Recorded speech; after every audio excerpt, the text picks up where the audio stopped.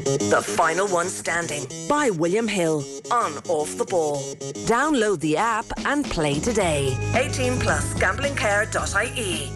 Okay, full house for you. David Wilson's with me in studio. Lee Phelps is with us on the line, but also on the line is Michael McCarthy, who's getting a little bit nervous. Mick, what's going on? You're down to the last 5.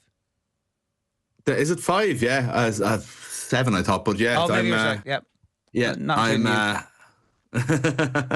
I'm excited, Ger. I'm not nervous. You know, these are unbelievable waters to be treading in. Like, you know, so I'm the heady heights of all the people who study the form and, you know, check the recent results or check fixtures a month in advance and all that stuff. Whereas I'm just going on my good old fashioned gut. The only thing I know what to do with, and so far so good. Have you been jammy anyway along the way?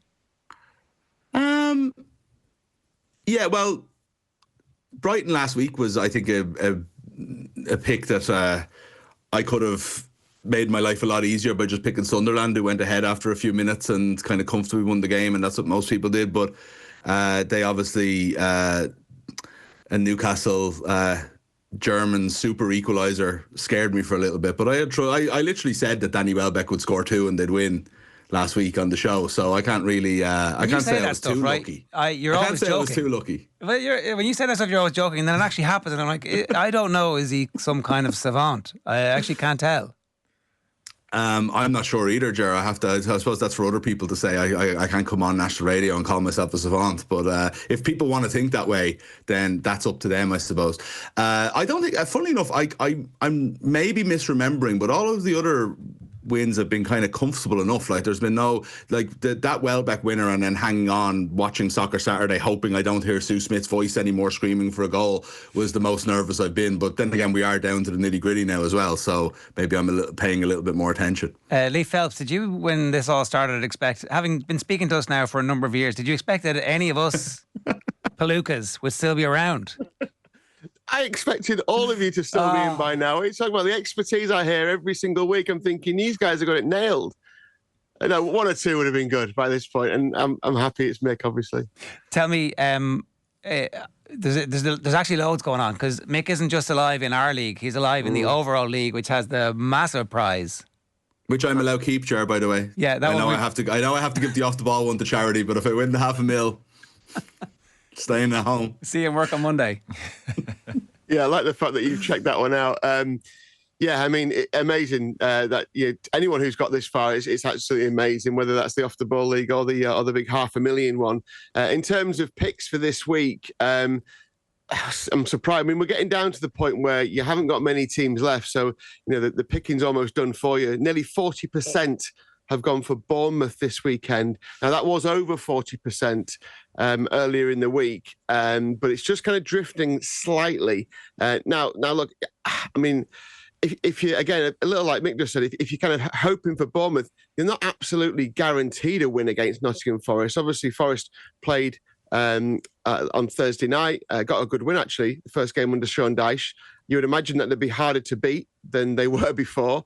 But pinning your safe passage through to the next round on Bournemouth seems a risky one. Then we've got nearly 20% for Chelsea, 12% going Newcastle.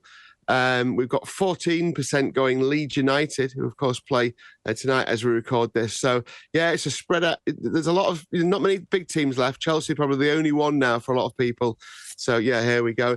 Going back to I don't know if we've got time to run through your entire route, Mick, to here. How did you play? Did you play big teams early on? What was your tactic, if you had one? I did play big teams earlier on. I basically have had no luck in any kind of game like this in the past, Lee. So my aim was just to stay in it as long as I could and not play a strategy. So if I thought, look, I mean, if it was Liverpool and I also thought that Everton were going to win, I would pick Everton. I'm not a complete idiot, but at the same time I decided not to live for other weeks and just live for this one, which I am now paying for, because these people with Chelsea and Newcastle left, I don't quite understand how they've got this far without using those teams. But at the same time, no, it's literally week to week. I on purpose did not look at the week ahead's fixtures, because I think then you start to tempt yourself into long-term thinking that usually forces disaster. So yeah, it's literally been week by week. I know I had Arsenal kept for a little while, and then there was one week when I was very, very grateful to have them. So it is, I suppose, nice to always have one decent team in your pocket. But it's just literally been week to week. I used Bournemouth very early on. I can't remember who they were playing, but yeah, I'm glad I don't have that decision. And this is in the overall league now. I actually do have them in the off the ball league. So, but I'm a little bit worried about Forest, I have to say. Hang on. You've made different picks for the off the ball league and the $500,000 league. Just once, yeah. Oh. I have. I used Bournemouth in the $500,000 league at the same week as I used Arsenal in the. Anyway, it's all come out in the wash that basically I have Villa still left in the overall league, and I have Bournemouth still left in the off the ball league. Right. So what are you thinking this week then? What's the thought process? I'm not expecting you to give it all away. People might be listening to this. Is important information, but you're one of a few thousand in the big one left, and obviously a handful of people in the off the ball league. What's you thinking?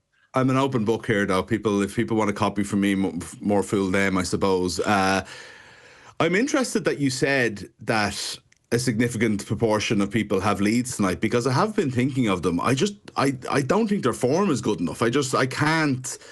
I've thought of them and dismissed them, I would say, 4 times in the last 24 hours. But it is interesting that people are going for them. And a name you didn't say there that I can't imagine too many people have used is Manchester United. And they're at home to Brighton. If they're ever going to build some momentum, it has to be at Old Trafford this week after 2 wins in a row after winning at Anfield. But there is at least 2 years' worth of distrust for this being the exact type of fixture that scuppers Manchester United. And do I want to join their sinking ship, having been so happily on the outside for so long? I'm not sure I do. So, but I just don't have many choices, because what I've left with is my teams that are left that are reasonable to use this week would be Leeds, Manchester United, and then it's like the Wolves-Burnley game, or do Everton beat Spurs, which you couldn't suggest that. You couldn't say they're favourites, No. So I kind of think I have in the overall league, I don't think I have any choice but to play Manchester United. And then in the other one, it's Bournemouth or United. I'm worried that when Ryan Yates does his interview last week, he doesn't seem at all bothered that they've just sacked the manager. I'm worried that they respond to Sean Dyche coming in by beating Porto comfortably, and that they are actually a good side. And if all things were equal, I wouldn't be happy picking Bournemouth at home to Forest. Are Forest suddenly back? Well, I suppose we won't know till Sunday. But they don't need to be back. They just need to get a draw, right? A draw would feel like 3 points for them. Yeah, exactly. And interesting, that would scupper me as well. Interesting. Manchester United just under 6% have picked them, and similar number for Wolves as well. So you can see most players are in the same. But these are the picks for the $500,000 game specifically. But so most players are in the same boat as you, Mick. So they're having to use those picks. I mean, none, like you say, none of them look absolute sure things where you're going to be sat thinking, yeah, this is okay. But that's football, isn't it?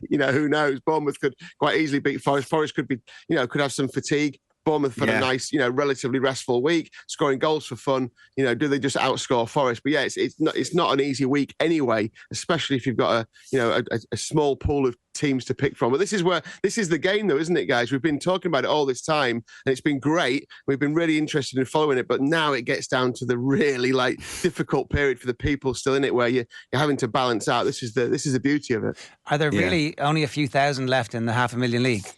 Yeah, just under 5,000. Yeah. Wow.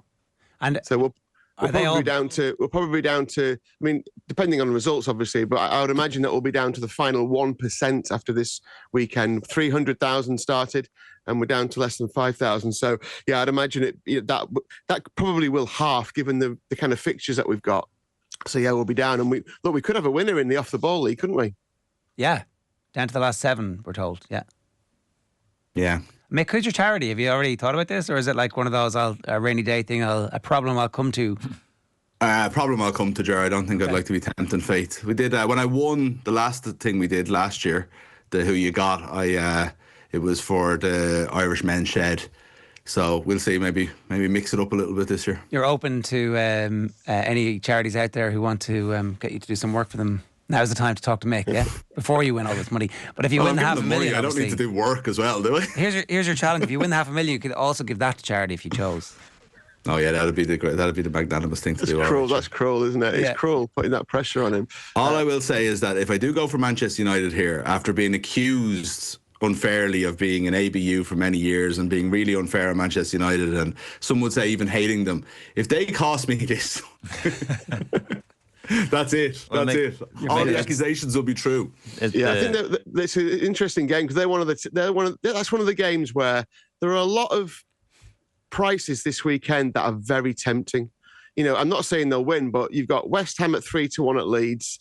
I'm not saying Sunderland go to Chelsea win, but the 6-1, capable. Brighton over 2-1 to win at Man United.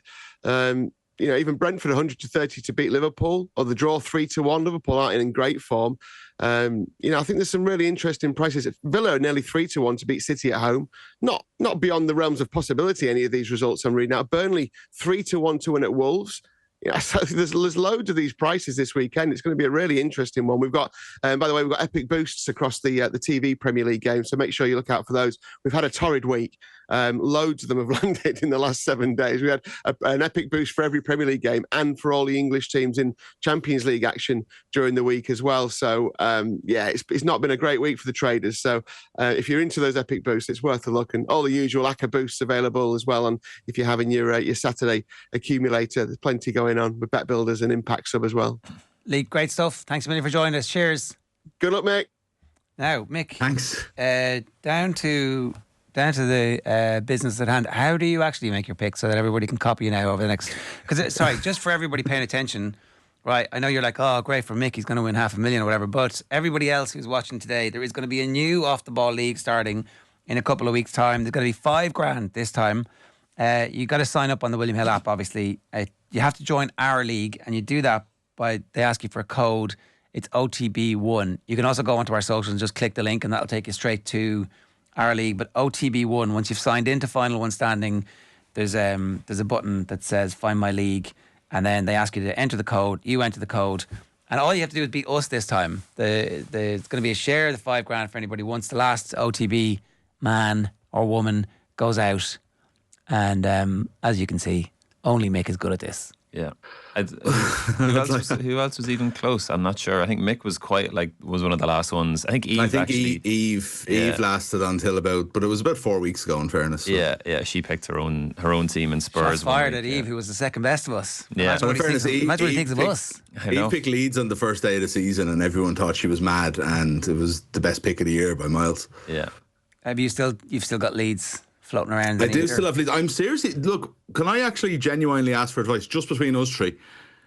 Is Leeds, West Ham were shocking the other night, and the stadium, it was one of those, the London Stadium, with their white seats lends itself to looking awful when your team's in crisis, because before Brentford even got the second goal, when it was still 1-0 and Paqueta and Somerville were shooting from 30 yards constantly, it was just this sea of white seats, and nobody had to get West Ham are in full-on crisis.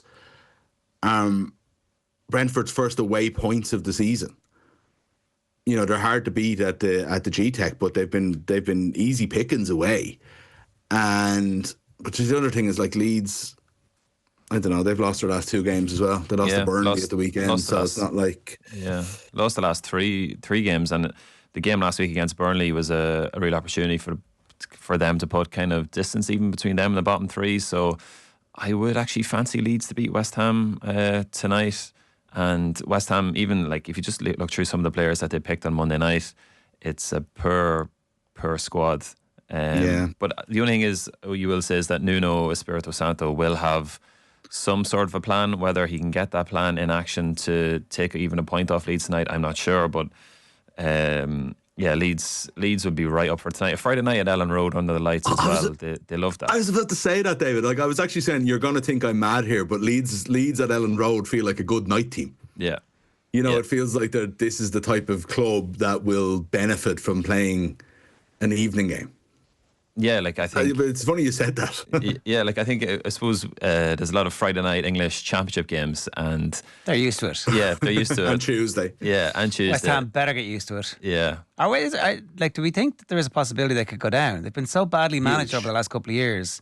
Yeah. Where I see during the week somebody was making the point it's an aging squad.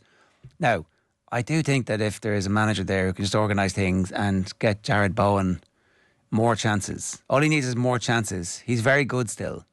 That might be enough. That there's a level of quality there that the other teams who are in danger of relegation don't have somebody who will score 12 goals between now and the end of the season. The way I look at it this year is, though, I don't really see a very bad team in the Premier League.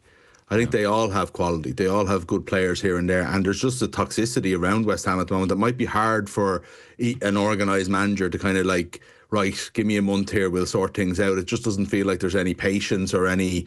it just doesn't feel like there's any good vibes whatsoever around there. And the other thing is, like, West Ham, again, not to be dropping into cliche, but they do feel like the kind of club that just need to be cleansed out by a relegation every 10 or 15 years. They seem to just constantly do this, like where they say, oh, gee, West Ham, they're finishing 7th, 8th, they're pushing for Europe. We'll never see them down there again. And 2 years later, they're relegated. This has just been their story for as long as I've been alive. Yeah, but they've had this kind of nonsense of the West Ham way over the last, decades, I think, at this stage. What is the West Ham way? I think the West Ham way people associate is it like Bobby Moore in the 60s and kind of like intricate football and producing lots of good young players, but I couldn't tell you the last time West Ham produced a player through their academy. I think, yeah, like you just said there, Mick, they kind of don't realise what they have until it's gone, and like David Moyes being the prime example of that, doing a really good job at Everton. They got him in, shipped him out, and got him back in again, and shipped him out again. So I have absolutely no sympathy for West Ham or West Ham fans. Sorry to Ben Symes off the balls, resident West Ham fan. Okay, so you're going to pick them tonight, Mick?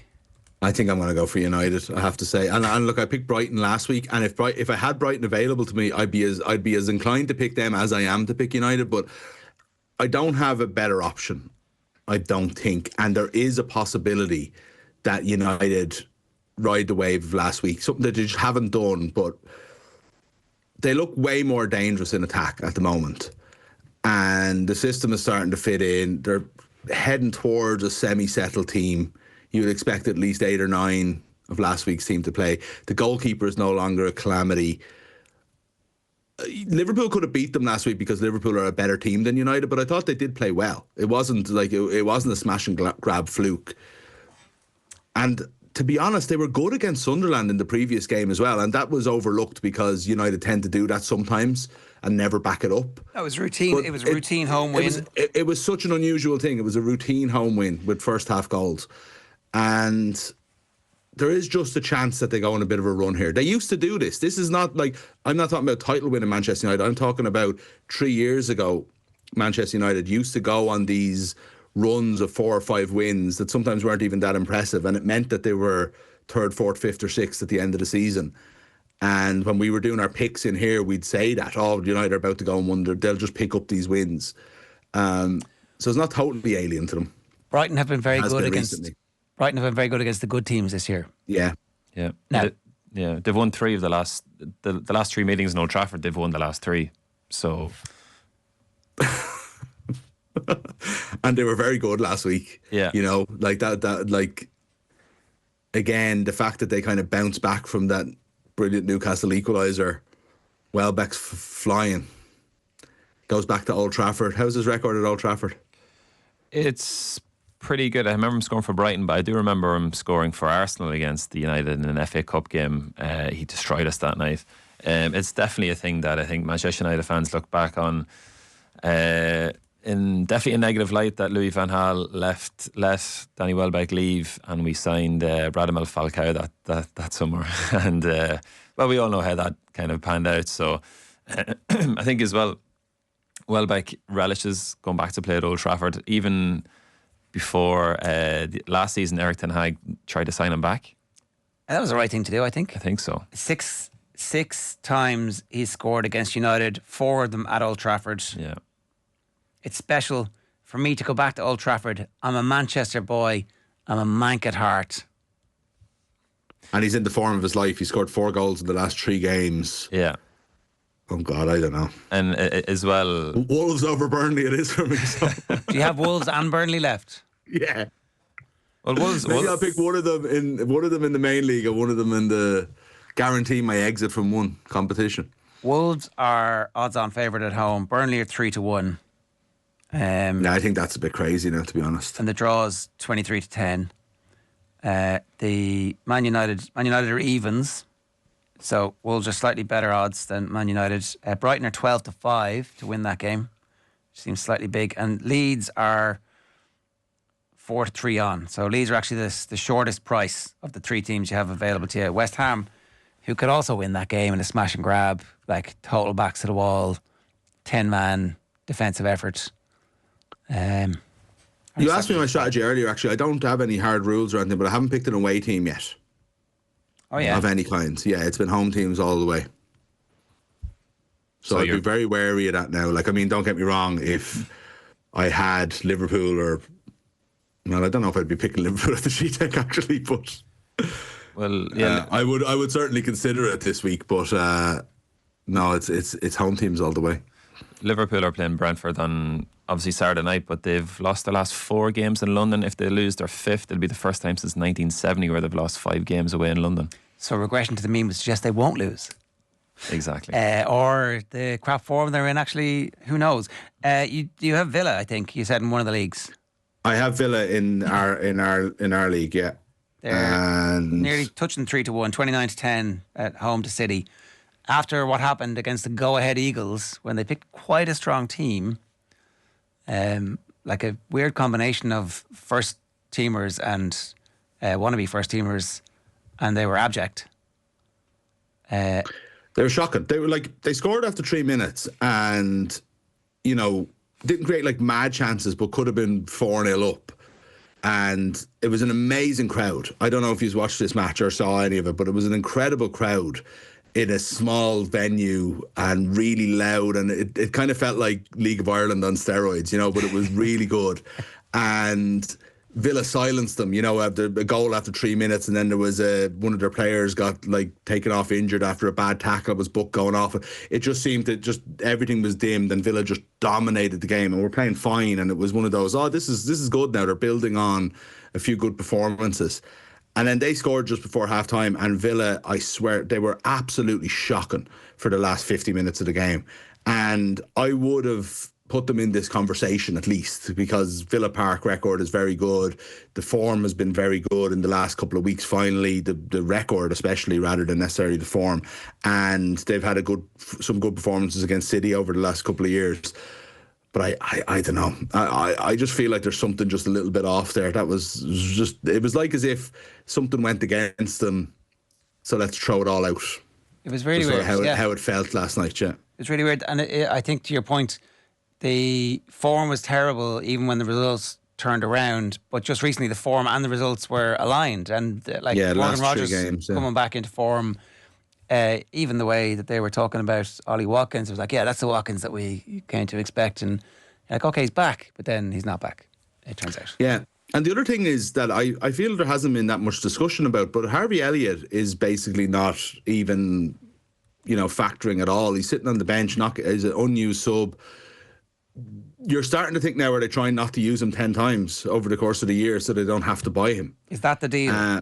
It is, yeah. But like 10 times is such a few amount of appearances that it was almost seen as a non-factor, and we're only in October, so very hard not to use a player that's a member of your squad 10 times over the course of the year when you're playing in Europe as well. And he's played, I think, 3 or 4 games already, but he hasn't been a factor, and Emery has been complaining about him, you know, trying nice passes as opposed to crap passes, crap negative passes.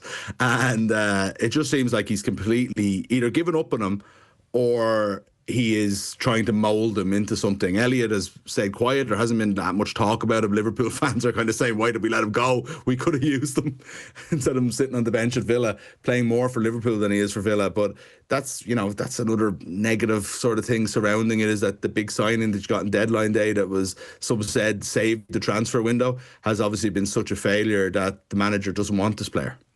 Maybe that's why Monchi's no longer at the club. Yeah, I was just about to ask, was that an Emery signing or a Monchi signing, or Was it a Emery night? has final say over all signings, they say, but I think they were in such a panic that week that who knows.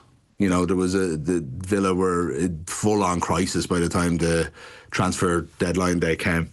And I don't know, like Sancho looked decent for a half an hour last night, I have to say. Again, against opposition that wouldn't be in Villa's league if all things were equal. And he had a little bit of an injury, so he had had a couple of good games, and then he's been out. So it'd be interesting to see if he can make a bit more of an impact. But I don't know what's going on with Elliott.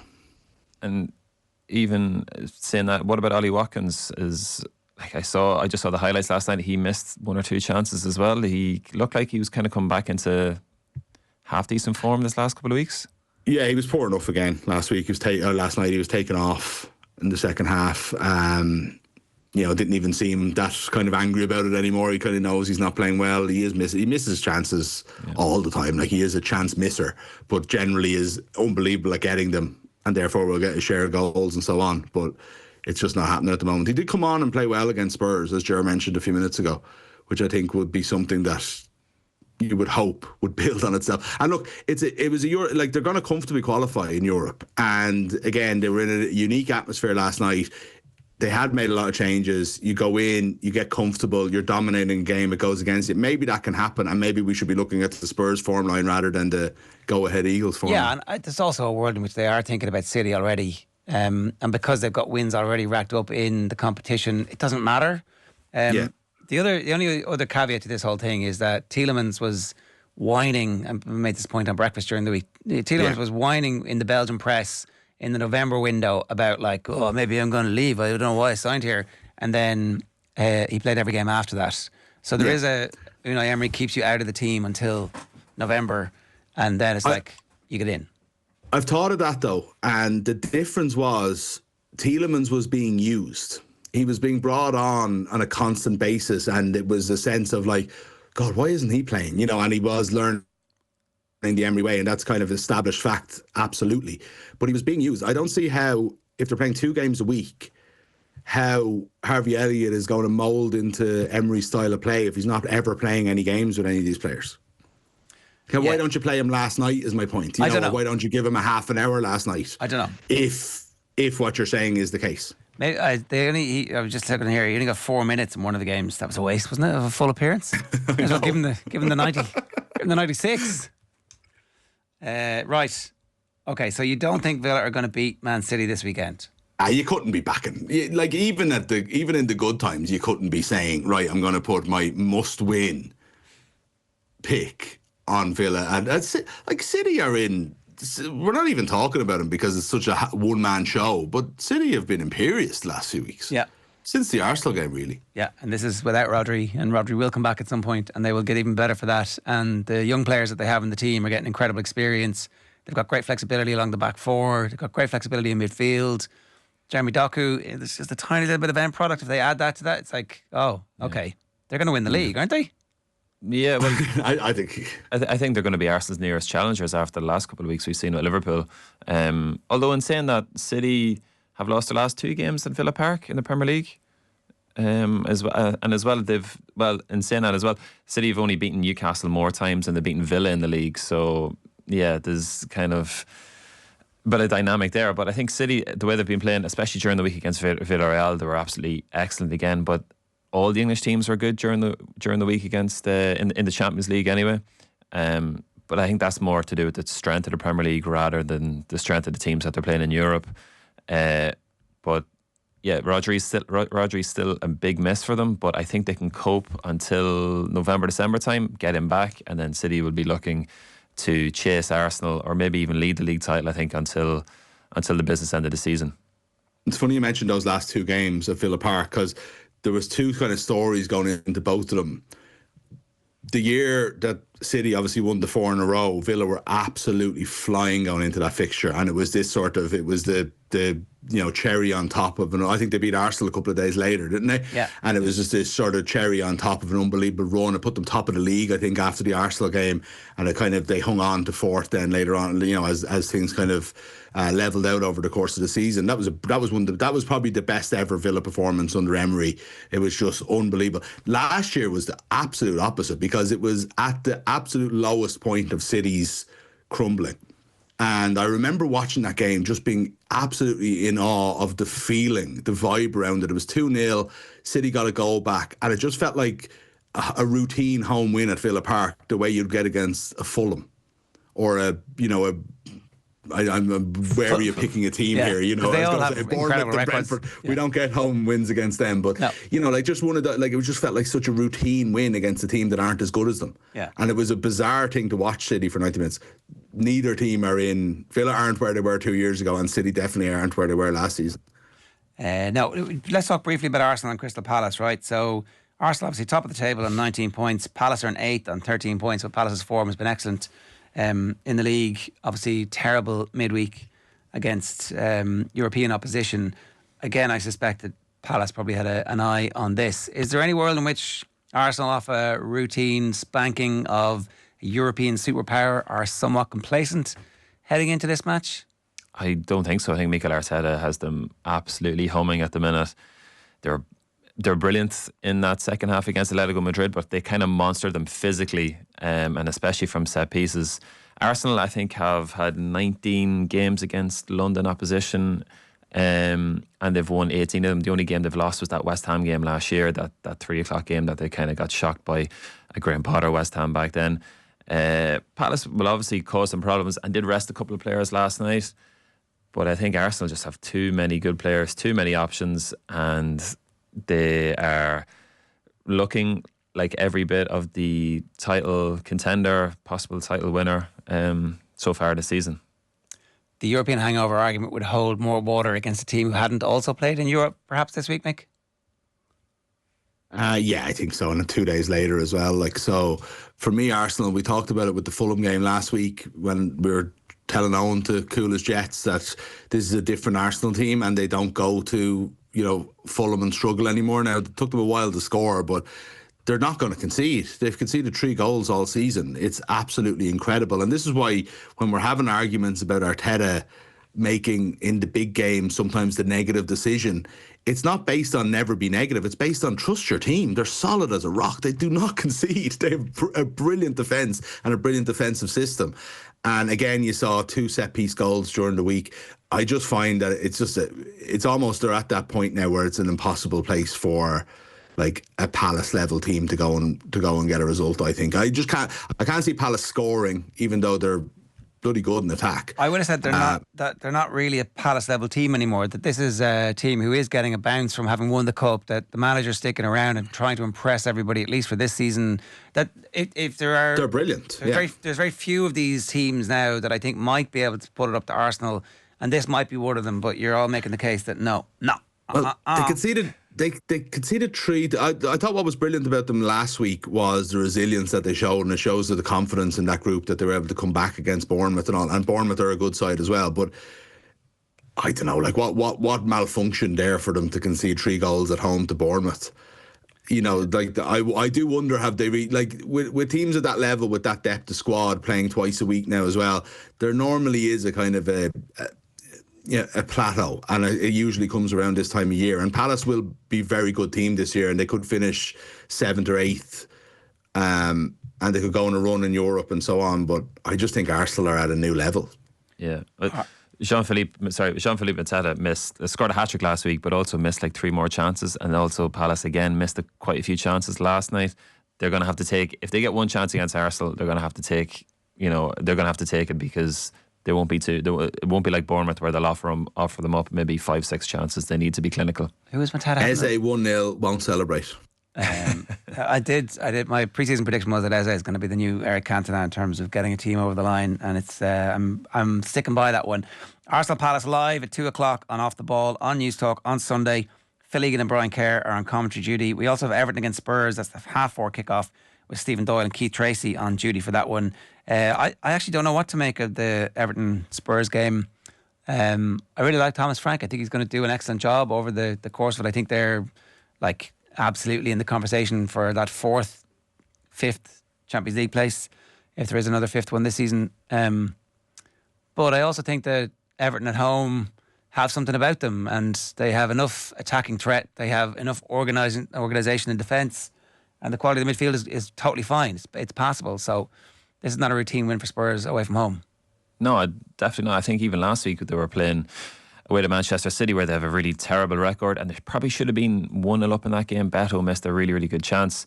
The thing about Everton this week is that Jack Grealish should be back. He's obviously able to play. He couldn't play against his parent club last week. And he is the difference, and he's proved the difference since he's gone. Back from Dubai, where he was hanging out at McGettigan's buying everybody roast dinners while he was getting absolutely hammered. Back from that, or back from just allowed to play? Well, he was in the stand. I did see him in the stand at the Etihad at the game last week. But he's able to enjoy himself in his off time like everybody else. He is able to enjoy himself. Full stop. Yeah, he'll be back. Njai has been unbelievable for Everton as well. So it's like the two of them, as I know they're not playing as like 2 10s because Grealish is very much playing on the left wing, but as 2 attacking options from 2 different points of attack, I think is very exciting. I wish they had somebody better than Beto inside. I think he's very average, and I think then I think their defence. It's like as if it's clicking at the moment and it's doing well, but I just don't trust that. Michael Keane can keep this going all season, and I just feel like they need a little bit of, I don't know, put Jake O'Brien in the middle, bring Seamus Coleman back in, everything will be okay then. Yeah, I don't know. I think just Njai, he absolutely ripped City apart a couple of times in the first half last week. Yeah, he was great, wasn't he? Yeah, he was fantastic. And one of the good things about Ireland in the last couple of months is that I seen Ireland and Senegal in the Viva, which was a nothing game, but Njai was playing up close, and you could just see he was a level above everybody else on the pitch that day. So he's one of the best players in the Premier League, I think. We didn't get your take on you're obviously wearing, for people who are listening on the radio, you're wearing your... What era? It's 86, 87? No, it's the 99. 99. It's with Sharp was 99. Yeah, 99. It's the. Wow. I said if United beat Liverpool last week that I'd wear this on the next time I was on Final One Standing. So staying true to my word. Didn't celebrate the first goal last week when Mbeumo scored. I was still thinking, Liverpool are still going to probably do us here. But thought I'd break it out today, and fantastic win. Doesn't really matter now. They need to back it up tomorrow against Brighton, and I don't have any trust that they'll do that. Here. So go back to that bit where you said you didn't celebrate Mbeumo scoring. Were you concerned that it was offside? I thought maybe... I actually didn't realise that Van Dijk was the one that clattered into the back of McAllister. I thought it could have been Mbeumo and that they might bring it back for a foul. So you didn't celebrate because of VAR? You didn't celebrate because of the fear of breaking your heart? Both, because we have no we've no good record at Anfield for. You don't celebrate first minute goals. It's too long to go. You make a fool of yourself. Yeah, true. But the thing is, though, if United do score first tomorrow against Brighton, I back them to win the game. Scoring first, a bit like Ireland as well. Scoring first for Manchester United, is just a massive thing confidence-wise, especially at home. So they need to start well again tomorrow. But no, I couldn't celebrate against that lot after the first minute, after the hardship they've put us through in the last 10 years especially. Very quickly before we go, speaking of celebrating at home, I was watching the Villa match in my kitchen yesterday as it was getting towards bedtime for the kids, so it's sort of like I'm peeling myself away to watch the last 10 minutes on my phone, and Villa get the penalty. And Buendia steps up to take it, and I'm sort of standing in front of the TV, because I'm ready to walk off as soon as it's over. And my wife tried to film it, thinking that they would miss, because Villa always miss penalties, and they did, and many expletives were shouted and everything like that. Luckily, hadn't pressed record. I was going to say, where's the... She only got the post, because otherwise I feel like that would be on the internet by now. Yeah, well, they might get a penalty on Sunday against Man City. I hope not. I really hope not. Villa missed 7 of their last 10 penalties or something. Who would take it? Tielemans? At this stage? Back? He's not back. Do you know who I'd let take it? Matty Cash. No. Far too much confidence in himself. Martinez. Just let Martinez take it. Just whack it up the middle. Yeah. All right. David, Mick, thanks very much. That's this week's episode of Final One Standing. The actual easiest way to join our league is offtheball.com /final one. offthewall.com/final one. That takes you directly to our league on the William Hill website, and your chance to share in $5,000. All you got to do is beat us, Palookas and Mick, which is, it turns out, not that easy. See you next week.